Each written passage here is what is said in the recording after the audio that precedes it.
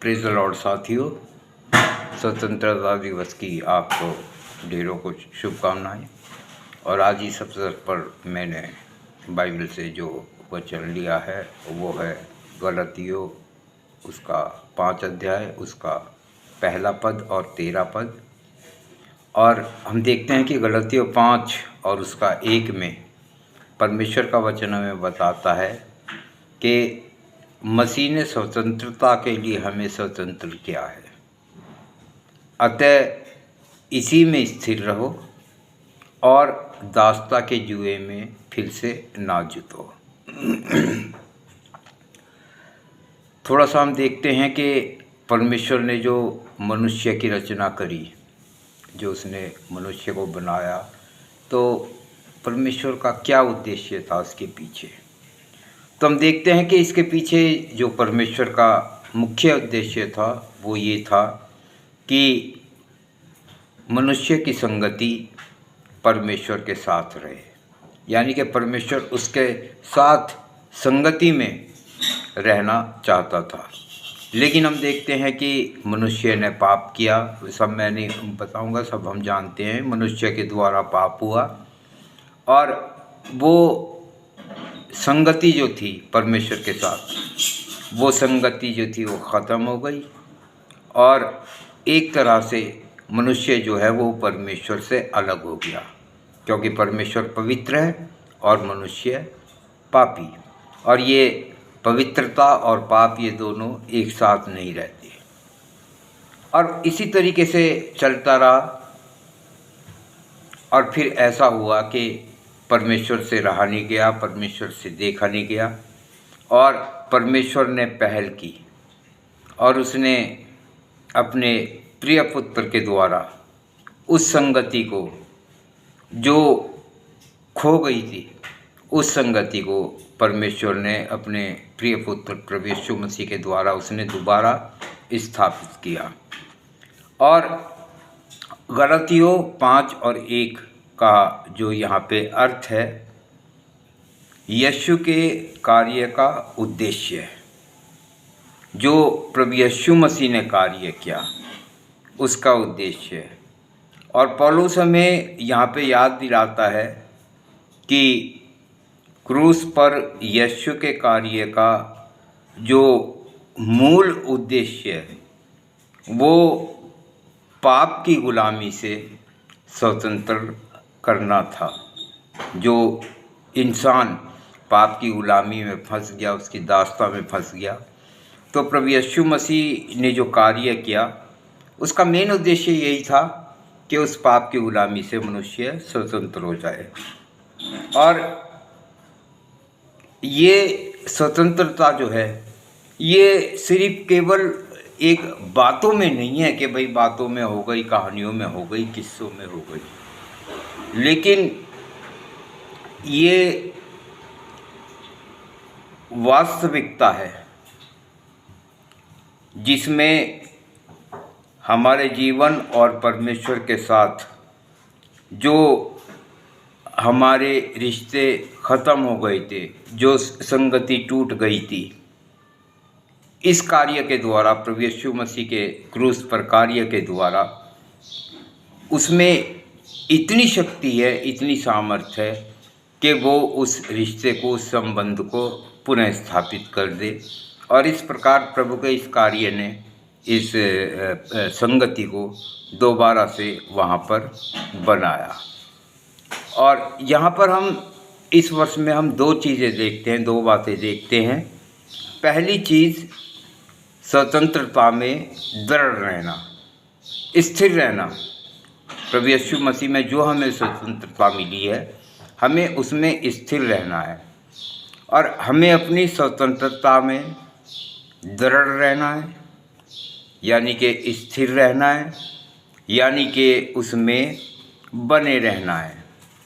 और किसी भी पाप के ऐसे बंधन को जो हमें उस पाप के बोझ के तले दबाने की कोशिश करता है, उसका हमें विरोध करना है और उसे रोकना है। और ये बहुत सी बातों में हो सकती है, जैसे झूठी शिक्षा में भी, या और किसी शक्ति में। बहुत सी शक्तियां हैं दुनिया में। परमेश्वर का वचन कहता है कि बुद्धिमान अपनी बुद्धि पर घमंड ना करे, ना ज्ञानवान अपने ज्ञान पे घमंड करे, और ना धनवान अपने धन पे घमंड करे। तो अगर हम इस तरह की शक्तियों पर हम भरोसा करने लगते हैं तो ये भी एक तरह से हमें परमेश्वर से दूर ले जाती हैं, और जो परमेश्वर के अनुग्रह में हमारे विश्वास को कमज़ोर करने का प्रयास करती हैं, कोशिश करती हैं, ताकि हम विश्वास में कमज़ोर हो जाएं। दूसरी चीज़, गुलामी के जुए को हमें अस्वीकार करना है। और यहाँ दास्ता का जुआ हम देखते हैं, और यानी कि व्यवस्था, नियम, विनियम, ये जितने भी हैं, अगर हम अब भी इनके अधीन हम चल रहे हैं तो ये सारी चीज़ें जो हैं ये इन्हीं बातों को दिखाती हैं, इन्हीं बातों को दर्शाती हैं। जैसे हम कुलुस्सियों उसका 2:21 में पढ़ते हैं कि यहाँ पे लिखा हुआ है कि ये ना छूना, ये ना चखना, और इसको हाथ ना लगाना। ये सब व्यवस्था, नियम विनियम जो हैं, ये सब हमें परमेश्वर की संगति से दूर कर देती हैं। तो एक तरह से हम दोबारा से उस गुलामी के जुए में हम आ जाते हैं, उन नियमों की गुलामी में, उन विनियमों की गुलामी में हम दोबारा से आ जाते हैं, जिसमें परमेश्वर नहीं चाहता कि हम उसमें पड़े। और हमें इस तरह से जुए को त्यागने और उस स्वतंत्रता को अपनाने के लिए बुलाया गया है, जो मसीह ने अपनी मृत्यु और पुनरुत्थान के माध्यम से हमारे लिए सुरक्षित की है। प्रभु यीशु मसीह हमारे लिए मारा गया और फिर हमारे लिए जीवित हुआ। और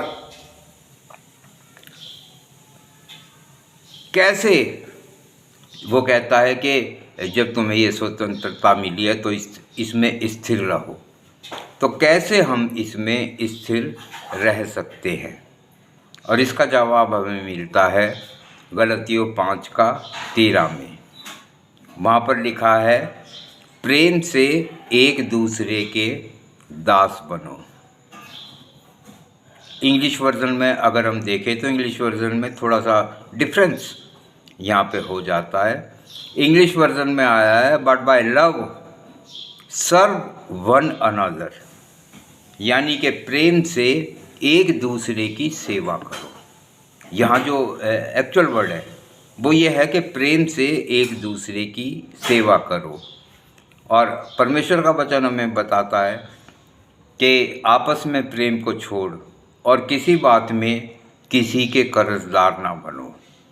यानी कि अगर दो इंसान हैं तो दोनों इंसानों को ये लगे कि ये मेरे से ज़्यादा प्यार करता है। एक इंसान सोच रहा है कि ये मेरे से ज़्यादा प्यार करता है, दूसरा इंसान सोच रहा है कि नहीं ये मेरे से ज़्यादा, यानी कि एक तरह से प्रेम के कर्जे में जैसे दबे हुए हो जाते हैं। और इसलिए पौलुस यहाँ कहता है कि एक दूसरे की सेवा करो। जैसे मसीह ने सबकी सेवा की है, हमारी भी उसने सेवा की है। वो एक सेवक के रूप में इस संसार में आया। प्रेम और विशेषकर वो त्यागपूर्ण प्रेम जो हम मसीह में सीखते हैं, वो हावी नहीं होता। वो किसी को एक एहसान दिखाने के लिए या उस पर कोई दबाव बनाने के लिए नहीं होता, लेकिन वो जो है सेवा करता है, हमेशा दूसरों की सेवा करता है।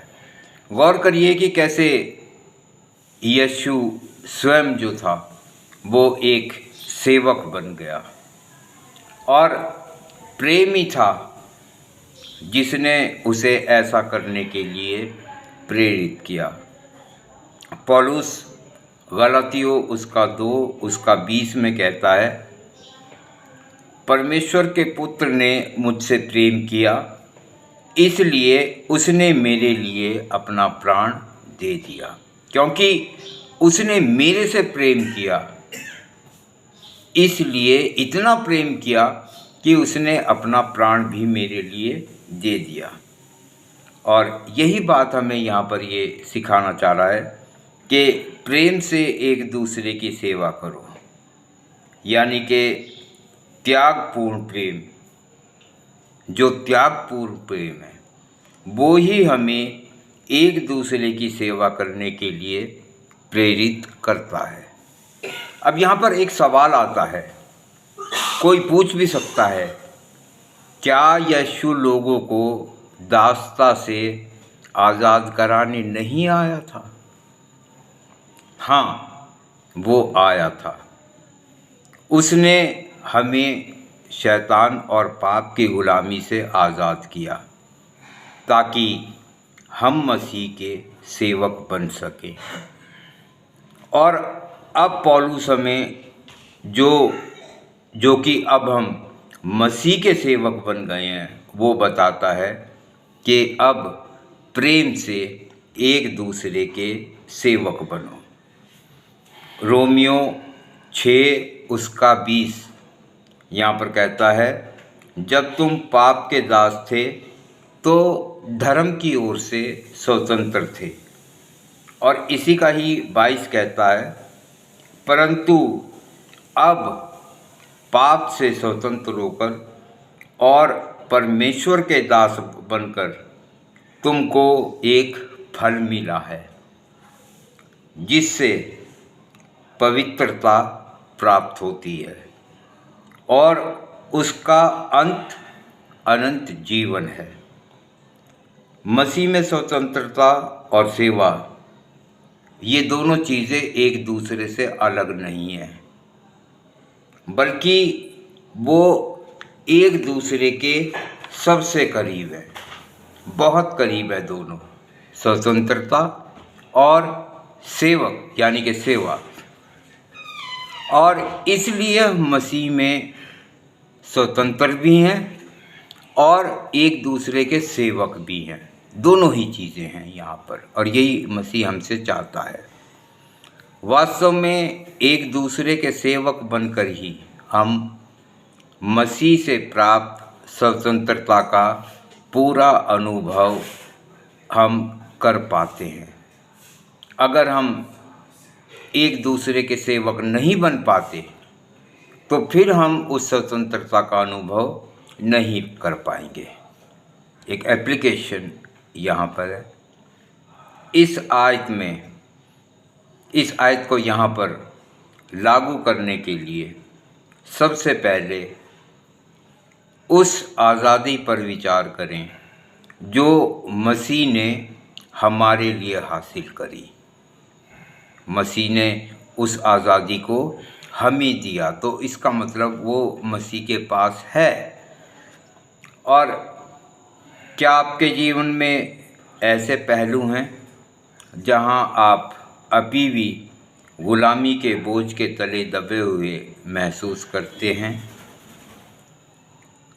जो आपको रोक रहा है? कोई भी बाधा या बंधन जो आपको रोक रहा है, उसको पहचानने और उससे मुक्त होने के लिए प्रभु के पास आइए। वो आपको समझ देगा, बुद्धि देगा। आप उसे ना सिर्फ पहचानेंगे लेकिन प्रभु आपको उससे मुक्त भी करेगा। मसीह के प्रेम और अनुग्रह के ज्ञान पर आधारित उसके साथ एक स्थायी और गहरा रिश्ता बनाकर अपनी स्वतंत्रता में बने रहें, उसमें दृढ़ रहें। अगर हम मसीह के साथ हमारा सही संबंध बन जाता है अगर उसके साथ हमारा सही रिश्ता बन जाता है तो हम उस स्वतंत्रता में दृढ़ रह सकते हैं। और दासता का जो बंधन है उसमें लौटने के किसी भी लालच से, किसी भी प्रलोभन का हम विरोध करें। चाहे हमारे सामने कितने भी प्रभु यीशु मसीह के सामने भी बहुत प्रलोभन आए, लेकिन हमें उनका विरोध करना है और अपनी आत्मिक स्वतंत्रता की रक्षा में हम चौकस रहें, सतर्क रहें कि कहीं हम इस आत्मिक स्वतंत्रता को खो ना दें। और लास्ट बात कि गलतियों 5 और उसका 1 इस संदेश को हम दूसरों में भी बाँटें। परमेश्वर हमको आशीष दे। आमीन।